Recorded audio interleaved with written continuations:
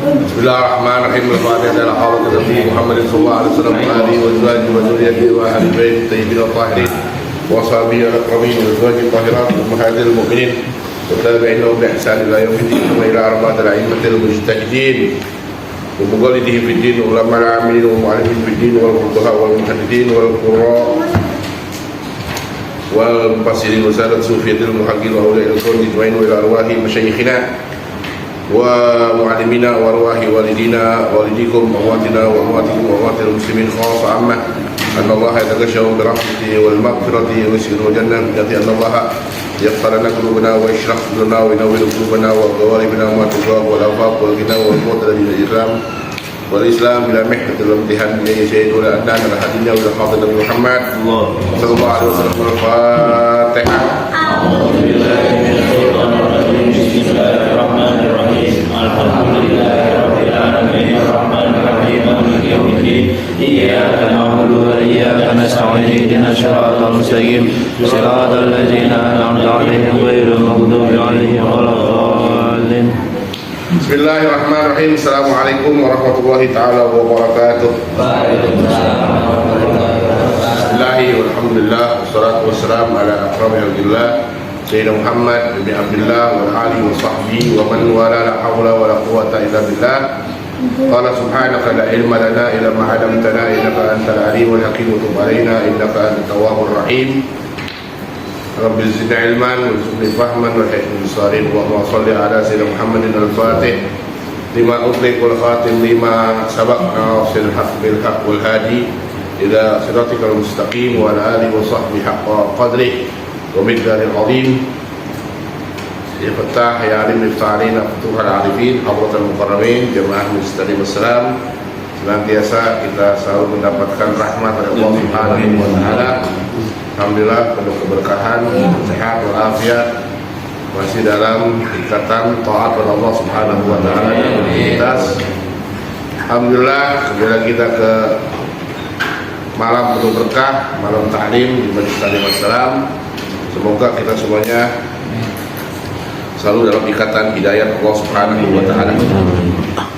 Jamaah yang dimuliakan Allah Subhanahu wa taala, kita langsung ke pembahasan kita Bulughul Maram, menyambung tema kita kemarin, bab tentang syarat-syaratnya sholat.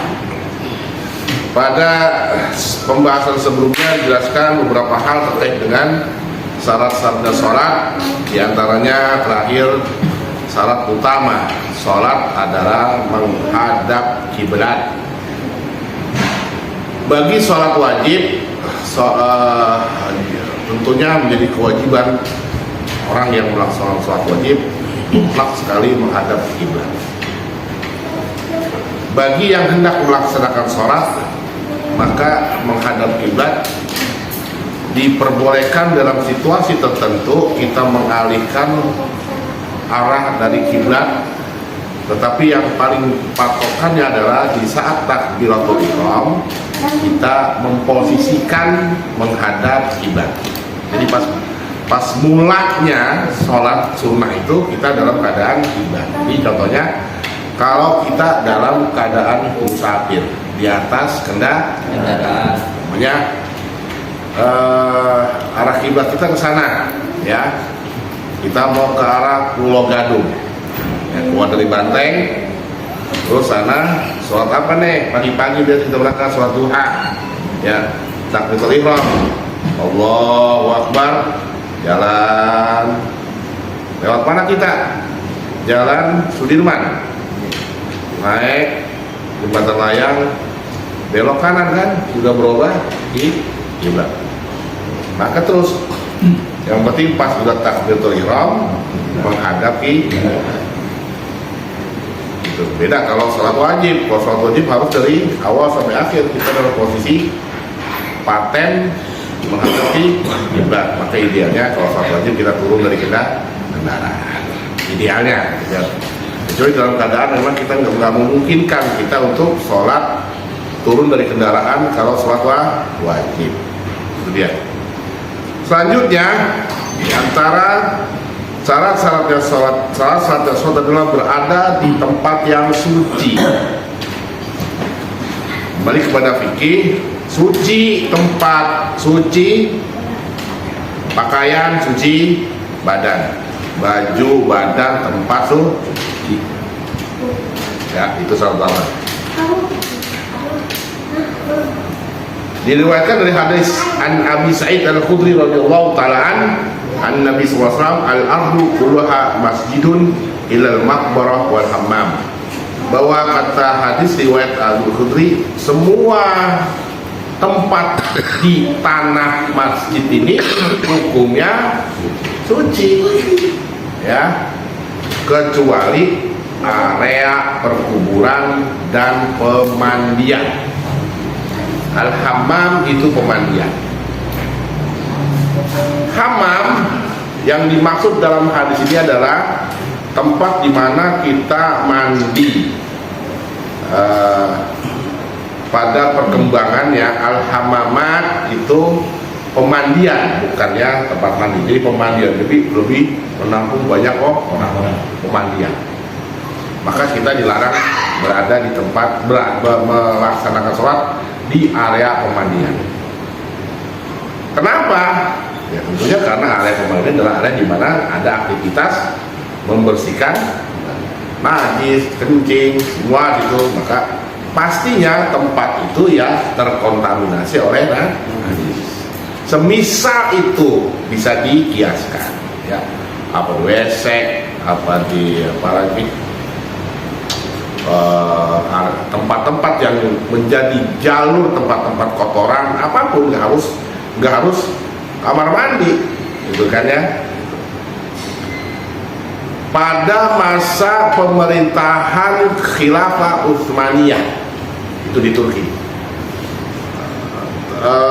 hammam itu menjadi tren, ya, tren hammam, dan sampai sekarang hammam itu tren. Karena gini, bahwa pemerintahan zaman dulu, masa-masa manusia hidup pada zaman dulu, jarang orang punya kamar mandi sendiri, ya.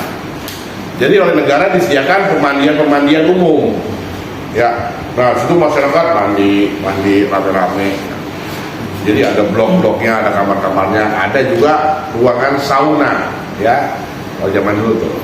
Nah semuanya menduplikat apa yang dilakukan oleh bangsa Turki saat itu. Sauna, pemandian kayak gitu model orang yang dulu. Kenapa? Bangsa Turki berada di wilayah Eropa. Bahwa diinformasikan bangsa Eropa itu bangsa yang nggak pernah mandi, jarang mandi mereka itu. Ya, bangsa mandi di seminggu sekali. Orang Eropa tuh bau. Mereka baru kenal mandi ketika bersentuhan dengan budaya Islam. Baru bersentuhan dengan budaya Islam, ya, tuh luar biasanya. Ya, makanya pada pemerintahan Utsmaniyah itu baca sejarah banyak dibuat tempat-tempat pemandian. Era sekarang, ya, setiap rumah pasti ada kamar mandi. Jadi yang dimaksud itu, ya, area-area yang banyak aktivitas orang mandi. Sekarang contohnya apa? Pemandian banyak kan, pemandian umum, ya, apa aja, ya, di mall, di kolam renang, di apa lagi, pemandian. Nah ada aktivitas kotoran. Sebenarnya dalam kaidah fikih dijelaskan kalau seandainya kering pun tanah itu masih boleh. Ya, ada kaidah fikih menjelaskan al-jabbu bil jabbi tahurun bila khilafi. Kering dengan kering suci, nggak perlu didebat lagi dalam kaidah fikih. Umpamanya ini jalanan tempat kita sholat, contohnya kalau kita sholat Id ya di jalanan kita kan emang udah pasti tuh najis itu. Jalanan-jalanan yang dilalui mobil itu mutanajis itu. Kenapa ya? Karena sering orang buang sampah, buang kotoran, ya, kencing kan. Ketika hujan limpah, pasti hujan itu airnya merata dan membawa najis itu jalan-jalan. apalagi yang gang-gang itu apa tikus mati, ada comberan ya dibuat nyiram jalanan, ya kan? Wah, mutan najis. Gimana sholat di jalanan? Nggak sah. Nggak sah. Sholat di jalanan nggak sah. Ustaz, sholat bayarnya gimana? Nah, itu dia. Maka ada kaidah, kalau najisnya yang mutan najis itu kering, maka tutup pakai alas kering juga. Contohnya kita dari rumah biasanya bawa apa? Bawa karang, bawa tikar, bawa sejadah, sah jadinya. Tuh, tempatnya mutan najis, kering, dilapisi oleh koran, kering korannya. Tuh ya, lain hal kalau tempat itu mutan najis lembab. Contoh, kita sholat di lapangan, ya, di lapangan mutan najis juga itu, ya, apalagi lapangan-lapangan yang sering dilepas hewan ternak, kambing makan, itu kan zaman dulu kan begitu. Gak tau nih, coba nih, masuk begitu.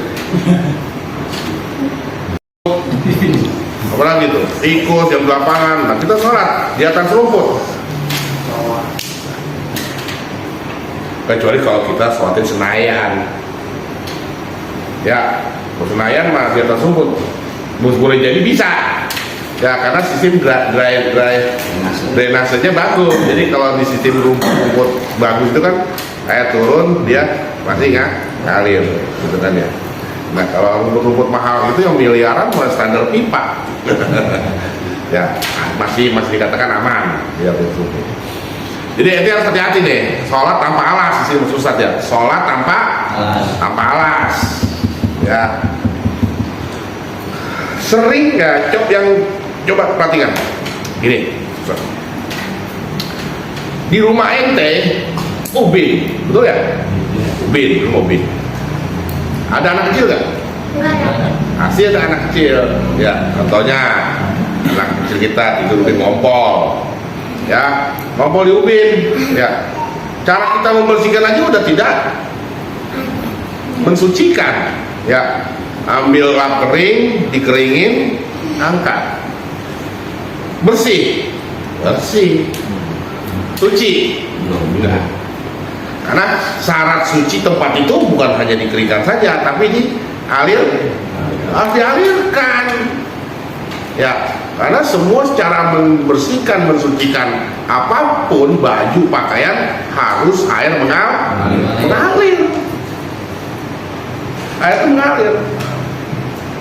Lantai, siram, sapu, ya. Tapi memungkinkan rumah kita itu? Nggak mungkin kan rumah.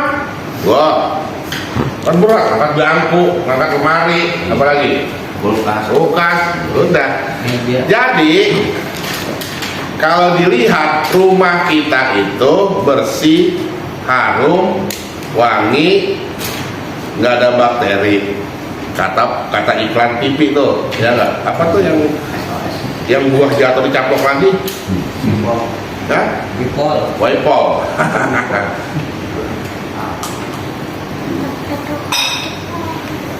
Ini renungan nih, hati ya, di rumah.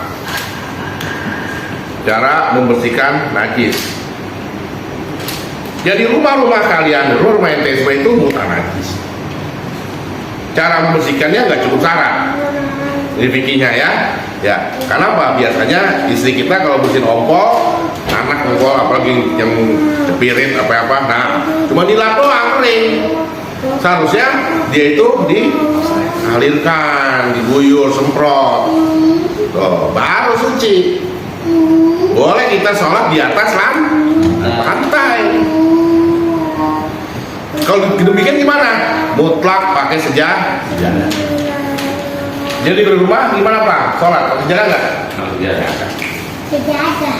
Di rumah sholat harus pakai sejadah. Kalau lantai kita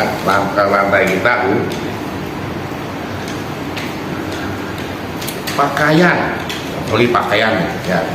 Ente nyuci pakaian gimana di rumah? Ya.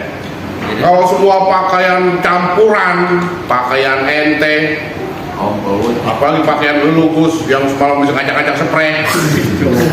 Coba itu. Ya. Nah itu kan semuanya di situ ya. Yang langu, yang benguk. Campur buat rendam, langsung direndam pakai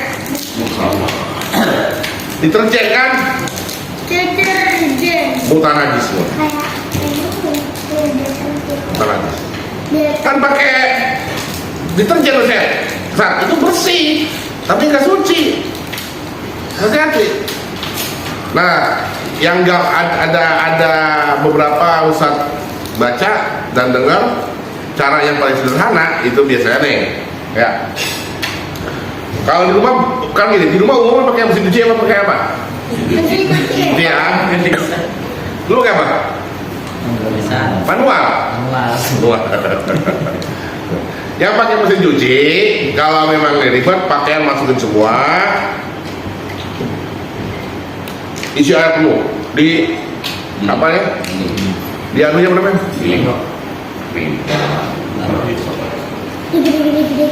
Tabungnya, ada tabung, isi air dulu, penuh, airnya sampai ngambang. Ya, jangan air cuma rebusan doang. Harus pakainya sampai tahu ngambang nggak lo, Gus? Ngambang, pakai ngambang itu. Iya, ngambang itu. Iya. Nah, udah gini kita bikin, lama-lama udah cukup, buang, udah suci.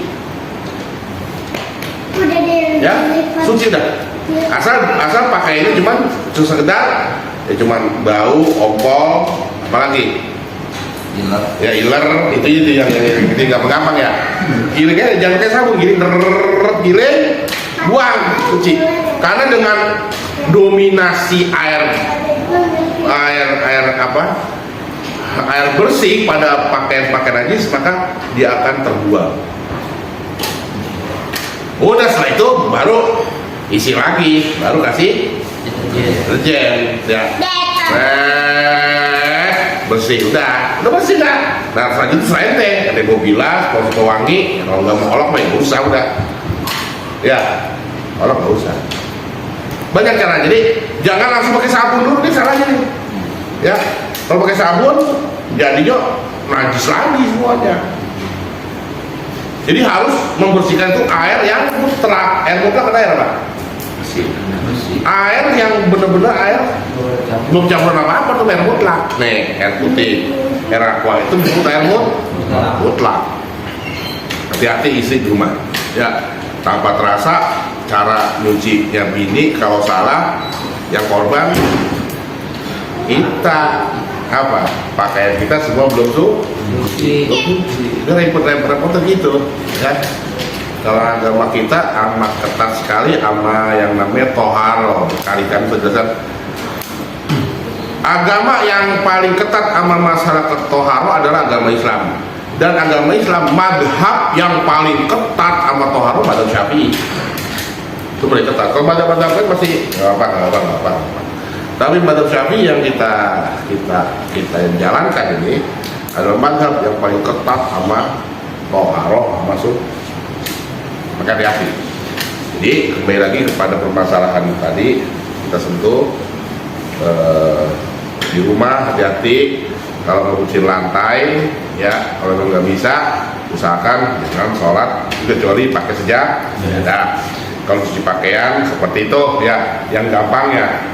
Kalau zaman dulu mah kayak kita zaman dulu tuh ngajarin kalau ngebilasin diguyur ya. Itu mah olok air.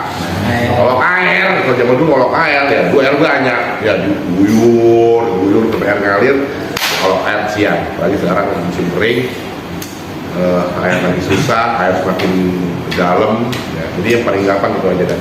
Itu kalau mau paham lagi bisa tonton di YouTube banyak itu yang menjelaskan cara bersihin pakaian cuci seperti itu.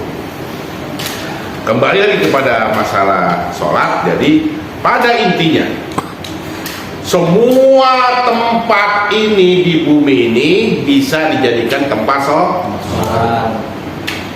Kata Nabi, khamsun la, ada 5 keistimewaan yang diberikan ummati yang tidak diberikan kepada umat-umat yang lain.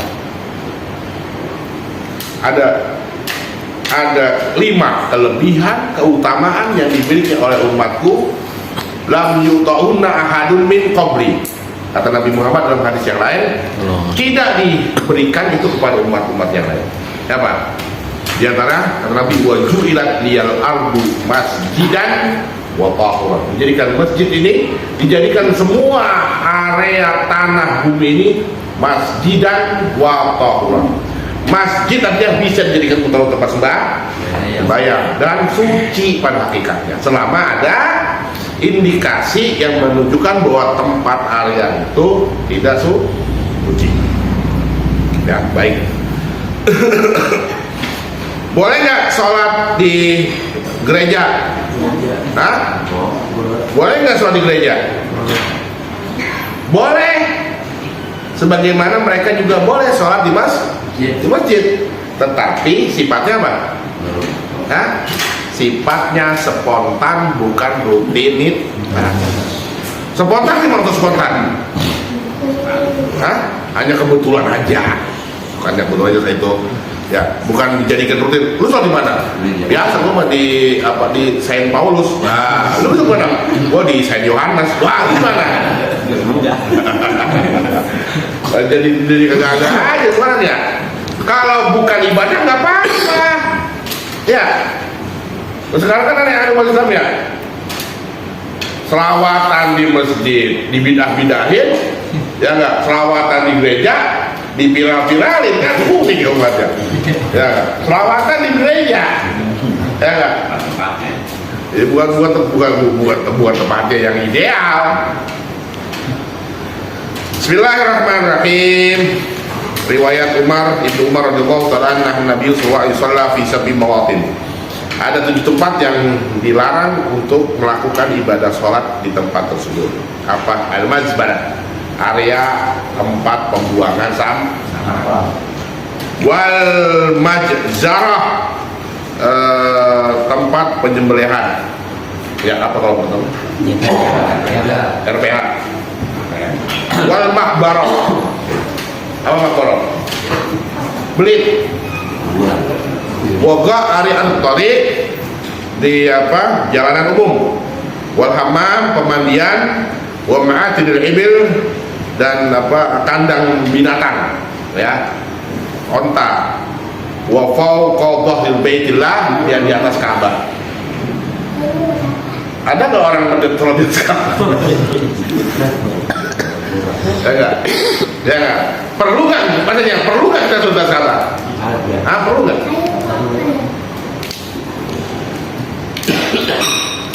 Kalau di atas Ka'bah bingung ada mana? Ayo. Bingung. Kalau kita ukur apa namanya, lintang sama bujur, maka Ka'bah itu ke bawahnya di mana itu? Hah?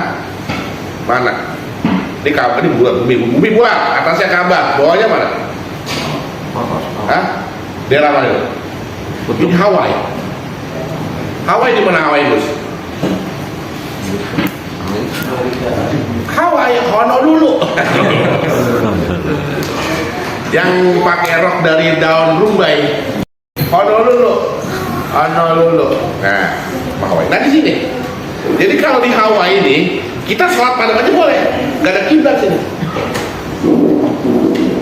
Kenapa, Cai? Karena sebuah diameternya sama. Iya.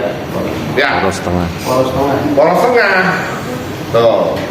Poros tengah. Jadi kalau di Hawaii, di Ka'bah sini, mau depan mana? Kemana aja? Boleh. Boleh. Di Hawaii itu nggak ada kiblat di Hawaii. Di Hawaii itu nggak ada kiblat. Maksud nggak ada kiblat apa? Depan aja bisa. Di Hawaii. Ada baca beberapa ulama pergi ke Hawaii. Ngapain? Cuma praktekin itu doang. Itu. Nyampe Hawaii dia sholat gitu aja dah. Ya. Yuk kita ke Hawaii yuk. Ya, di Hawaii mereka cuma mempraktekkan kiblat. Tujuan itu doang. Pengetahuan. Kalau orang Indonesia kan aneh ini. saya mau ziarah Ustaz, ke Bali. Umumnya Bali tempat ziarah bukan? Hah? Kira-kira?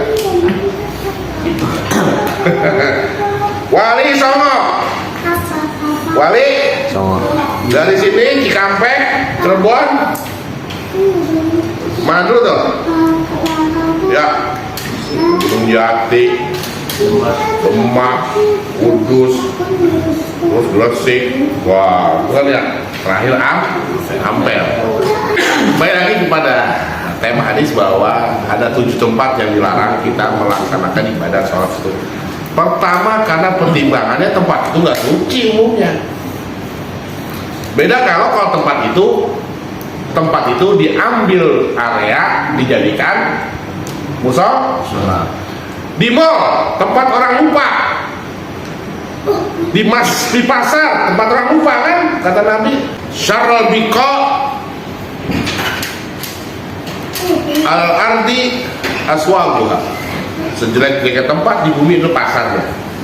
Kenapa? Kok bisa sejelek-jeleknya? Jelek dalam konotasi karena kebanyakan di pasar orang lupa apa ingat Allah kan itu kan? Iya. Sejeleknya tempat Pak? Pasar. Iya, siapa pasar apa? Mall. Iya. Paling jelek-jeleknya tempat di bumi. Dalam versi di situ banyak orang lalai.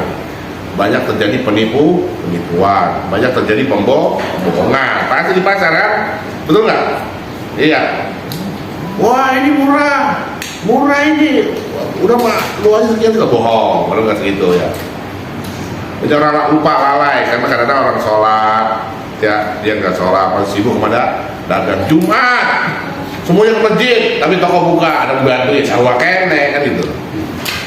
Ya lah. Lu Jumat di situ mana menjaga? Iya. Jadi sejelek-jeleknya tempat di mall. Nah, boleh nggak sono ya kalau memang ada tempat untuk disediakan tempat sudah sebenarnya. Hampir semua di Indonesia ini unik Pak. Nggak semua tempat. Coba.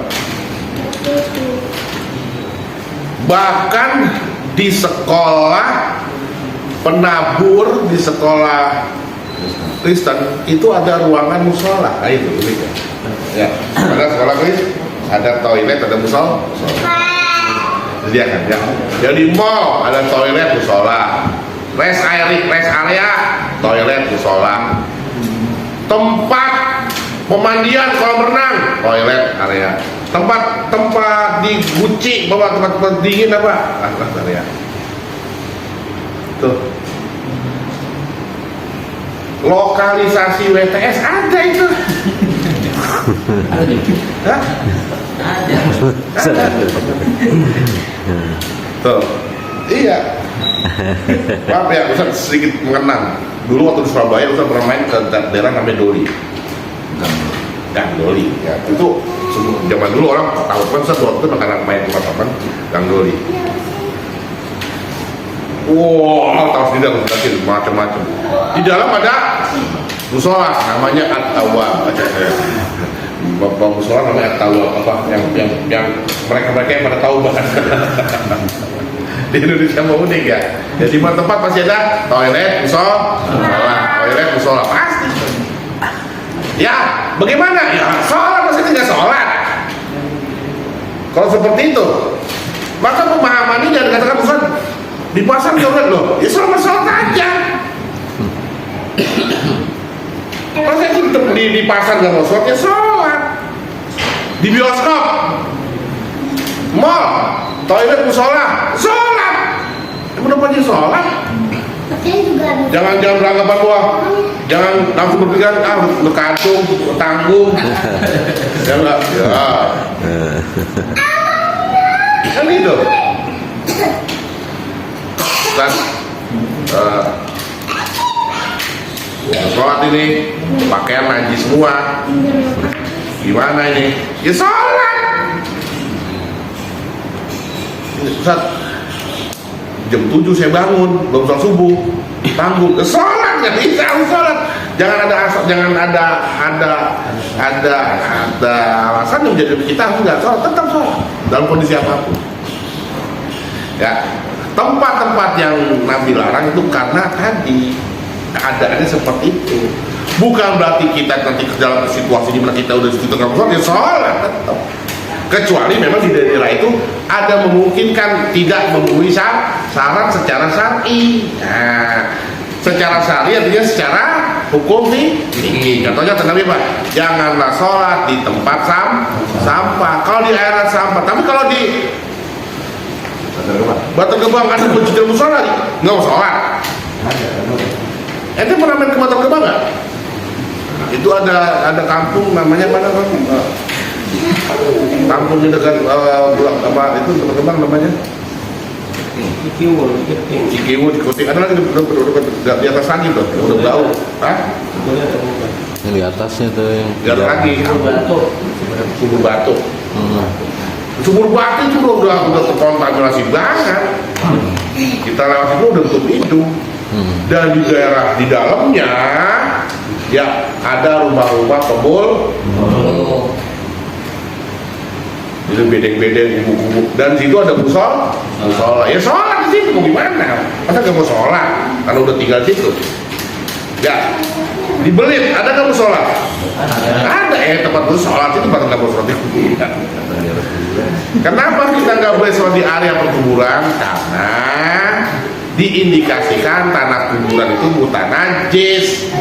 Ya, apa? Karena ada bangkai-bangkai yang digali. Nah itu. Kenapa kita nggak boleh sholat di tempat sampah? Ya karena kotor, bau. Gitu deh. Di pasar sholat nggak deh? Sholat ya mah. Itu mas gua deh. Ya. Di tempat pemotongan hewan, ya nggak? Bau kan? Di tempat kandang hewan, bau nggak? Bau. Iya. Coba teman kaji, wow, bau prengus, bau tai kambing, bau apa lagi, macam-macam ya. Masa kita nggak mau? Yang penting di area kita sholat itu suci. Menghindarinya kita daerah itu ada pertimbangan lain selain suci. Apa? Kekhusyuan. Gak mungkin membawa khusyuk di tempat-tempat seperti itu. Ya, aman kita Allah itu. Kan masih bau. Ya, nah itu kamar mandi. Ya gak mungkin kan apa ke tempat lain. Ya, pasti lagi. Ini di jalanan juga. Tadi kata Nabi itu, jangan sholat di jalanan, kecuali dalam keadaan darurat seperti apa tadi? Ya, sholat Wa an Abi Marzad al-Ghanawi qala sami'tu Rasulullah sallallahu alaihi wasallam yaqul. Dalam hadis yang lain Nabi Muhammad sallallahu alaihi wasallam bersabda, sahabat mengatakan sami'tu Rasulullah sallallahu alaihi wasallam yaqul la tusallu ilal qubur wa la tajlisu 'alaiha. Janganlah kalian salat menghadap ke kuburan, jangan pula duduk di atasnya. Ini masalah kuburan sekarang agak rumit. Rumitnya karena ada beberapa area-area masjid berdampingan dengan kuburan. Nah ini kita nggak boleh sholat menghadap ke kuburan. Ya. Apakah larangan ini terkait dengan permasalahan hukum atau terkait dengan permasalahan sholat? Kalau memang tempat itu area masjid, di dalam masjid, area masjid itu ada kuburan, memang nggak boleh. Ada masjid, ya di dalamnya kuburan. Berarti ini kuburan, tapi tidak boleh. Sayangnya, tetapi kalau kuburan itu berada di luar area masjid sah untuk sholat. Ada tempat masih dekat-dekat kita ini kalau kita lihat, ya. Masjid, dalam area masjid. Tapi di dalam area masjid itu area yang dihukumi, diwakafi bagian dari masjid ada kuburan, itu yang dikatakan dilarang. Ya, paham ya? Ini area masjid. area yang dihukumi sebagai masjid, area yang diwakafkan sebagai masjid, maka area ini nggak boleh ada kuburan, nggak boleh. Gimana kuburannya? Angkat, pindahin. Kalau area itu, kecuali gini, saya mau wakafkan tangan masjid, mana ada kuburannya, nah kuburannya angkat, pindahin, jadi masjid, sebagaimana masjid Nabi Muhammad SAW ketika membangun Masjid Nabawi, ada kuburan-kuburan Yahudi dibongkar, dipindahin jadi masjid. Itu. Dan kalau kita umpama sekarang hukumnya ada masjid dibangun, diwakafin, ada kuburannya, angkat. Tetapi kalau ketika area itu sudah menjadi masjid dan diwakafkan dan dihukumi sebagai area masjid, maka nggak boleh kuburan itu. Ustaz, di sampingnya ada kuburan keluarga. Nah, lihat ini kuburan keluarga, hukumnya dia tanah ini tanah wakaf masjid atau tanah wakaf kuburan? Tanah wakaf kuburan boleh kuburin situ. Ya bukan wakaf masjid. Nah kalau wakaf masjid di kuburan haram, nggak boleh. Kalau main kuburan buat ibadah masjid ya masjid hukumnya beda. Ada beberapa masjid yang sayangnya Ustaz lihat area masjid dari sini keluar jalan, terus area masjid dijadiin kontrakan, dikontrakin buat kontrakan, bukan kontrakan. Itu kan area masjid nggak boleh. Buat parkir nggak boleh. Tuh, buat parkir nggak boleh.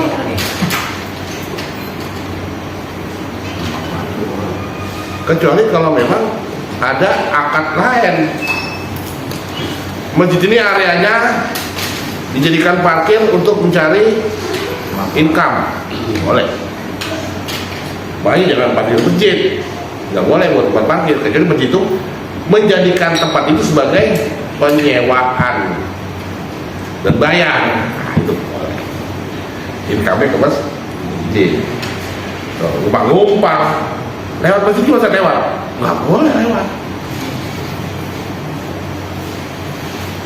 Ini masjid, ini area masjid. Orang lewat sana muter, nyeplok ke sini, nggak boleh. Area masjid nggak boleh dijadikan jalan tembusan. Karena emang dijadikan buat tempat ibadah, tujuannya ibadah sama sekali. Wah, kalau perhatikan hukum masjid agak ribet, ya, rumit banget begini. Sampai-sampai kalau pengajian itu ada pengajian di masjid, jangan pakai uang masjid buat bayaran, sampai sebegitunya nggak boleh. Makanya banyak masjid yang bangkrut. Pengelolaan keuangan ya jadi agak ribet, ya. Nah, kembali lagi bahwa hukum masjidnya seperti itu. Kita dilarang sholat menghadap kuburan. Bukan berarti menghadap kuburan, ada kuburan kita sholat di belakang kuburan, itu dimaksud. Kenapa? Emang nggak ada area lain menjauh dikit? Nah, itu maksudnya. Kenapa juga boleh sholat di belakang kuburan? Karena memungkinkan di area itu makruh hukumnya kita sholat di kuburan. Karena memungkinkan juga ada image, anggapan, asumsi bahwa ente sholat ini maksudnya apa? Tuh. Akhirnya ada hadis bilang menjadikan kuburan adalah masjid. Nah itu nanti akhir zaman adalah menjadikan kuburan itu masjid. Kuburan dijadiin masjid. Nah ini repot, ya nggak boleh. Ya menghindari apa? Asumsi akan adanya pemahaman seperti itu, bahwa nanti kita beranggapan bahwa kita sholat menghadap kuburan, sangkanya sholat menyembah kuburan. Polemik sekarang ini agak ribet ya. Sebagian saudara-saudara kita dari kaum salafi menganggap golongan tukang kuburan, ya, yang pada ziarah-ziarah wali. Nah ini kan yang mereka melakukan praktek tentang ziarah-ziarah wali itu harus diluruskan niatnya, harus evaluasi juga. Karena emang tanpa harus kita sadari bahwa banyak yang melakukan ziarah-ziarah wali-wali itu tujuannya udah banyak macam-macam. Iya, macam-macam. Sehingga beberapa kaum muslimin menganggap itu perkara haram karena pada prakteknya tidak sesuai dengan niatnya. Niatnya apa ziarah kubur? Ya, itu dzakirul akhirah. ya, untuk mengambil pelajaran agar kita ingat akhirat. Permasalahan ziarah kubur dilarang nggak? Dilarang ziarah kuburnya mah, karena pada asalnya ziarah kubur itu boleh. Tapi ketika mempraktekkan ziarah kubur banyak ketimpangan, banyak kesalahan ini jadikan salah. Jadi dalilnya harus ditempatkan. Ada kok dalilnya ziarah kubur? Iya ada, dalil ziarah kubur ada, boleh. Kata Nabi falan fazuruha, sekarang ziarah nggak apa-apa. Cuma ketika memprakteknya banyak yang salah. Contohlah yang paling dekat dengan kita ngomong kita ziarah ke Kuitang atau ziarah ke Pasar Ikan ke luar Batang, ya. Ada ekspresi-ekspresi yang kadang-kadang mengkhawatirkan, ekspresi panen berarti ya. Ya gaya kita, gerak-gerak kita di kuburan ini yang jadi khawatir. Ya kok teriak-teriak tawa-tawa itu ada kuburan. Nanti orang hanya nyangkanya apa? Boleh. Bibarakatul abil. Ini yang akhirnya ada jalan kuburan nggak begitu. Ya, pasang niat. Jangan soalin saat doanya kita di kubur apa yang penting kita baca. Ayo. Salamullah ya sada minar rahman ya syakur. Ya, kita intinya ketika sama Allah. Ya, tapi kita sedang memuji bukan dan kita sedang berdialog dengan kubur. Maksudnya apa? Ngucapin salam, ya, ngucapin tolong buat nanti ada kalimatnya situ, wahai yang dalam kubur, tolong saya yang dalam kubur, ya enggak? Tolong saya, wahai bulan. Nah ini yang khawatir sih ini, ya. Ketika kita ada dialog, kita bicara, kemudian kita minta tolong, nah. Ya, 5 bulan nganggur, dah, belum kawin, aduh, ini yang namanya, ini yang khawatir. Ya, kita jalan kubur, udah kita berdoa kubur, mendoakan ahli kubur pada Allah Subhanahu Wa Taala dan dengan berkah ziarah kubur barangkali, ya. Allah Subhanahu Wa Taala mengabulkan hajat kita bukan berkah ziarah kubur, bukan meminta syafaat wasilah, ya langsung dialog minta di situ. Itu yang khawatir tuh, hati-hati nih banyak yang nggak paham nih, ya. Minta kepada wali boleh nggak? Sama orang soleh bukan minta tapi tawasul, mintanya mau ya.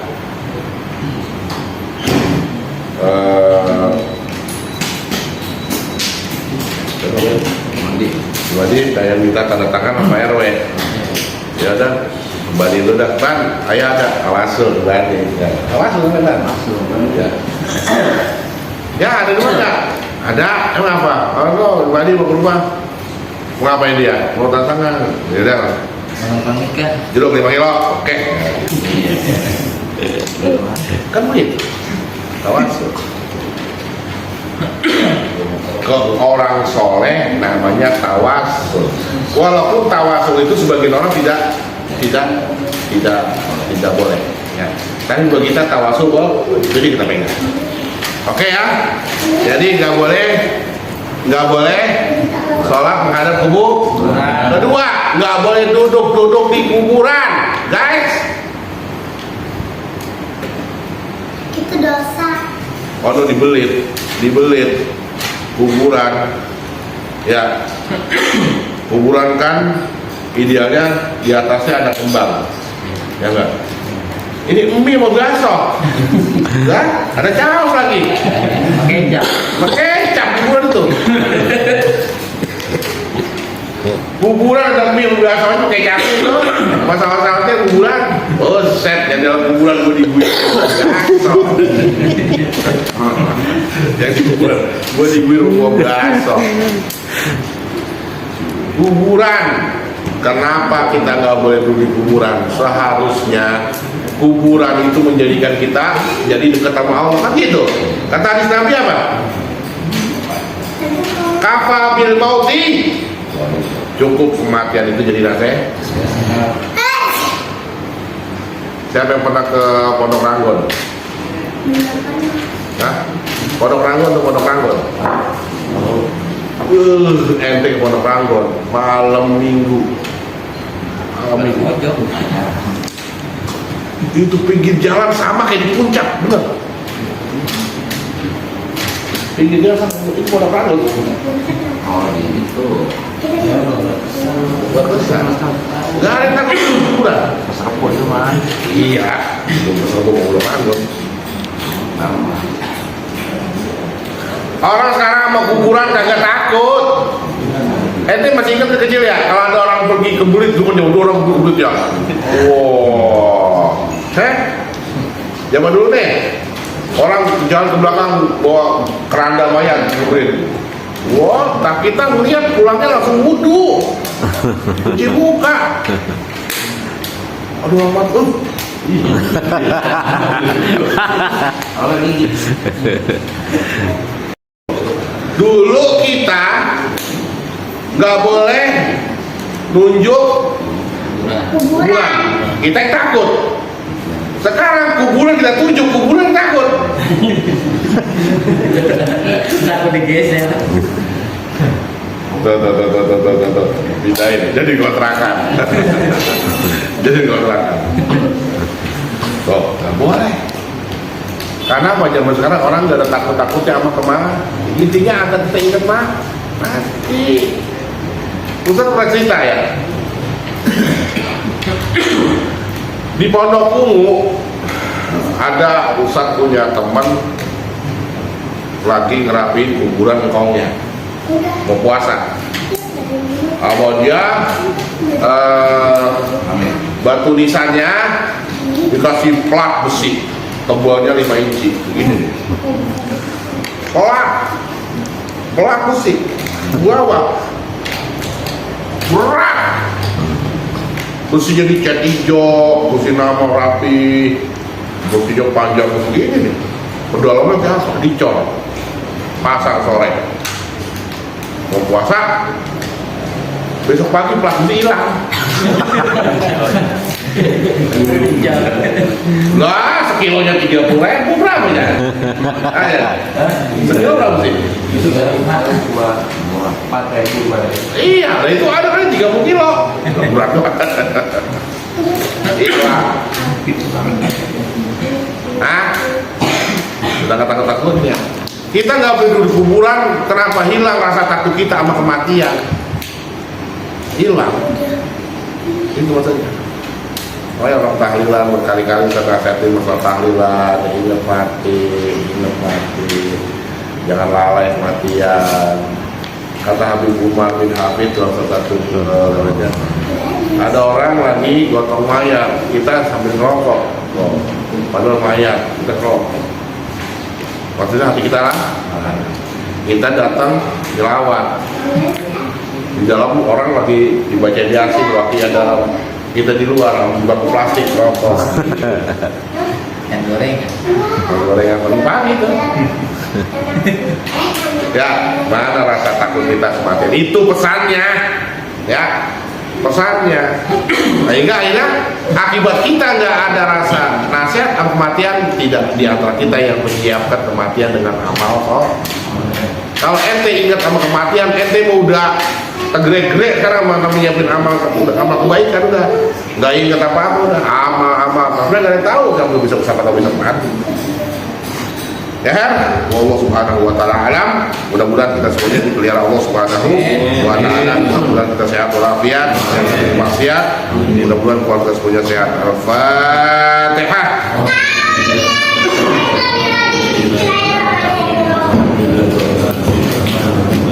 إياك نعبد وإياك نستعين اهدنا الصراط المستقيم صراط الذين أنعمت عليهم غير المغضوب عليهم ربنا تقبل منا إنك أنت السميع العليم وتب علينا إنك أنت التواب الرحيم إنه يسمع التواب الرحيم وآخر دعوانا الحمد لله رب العالمين.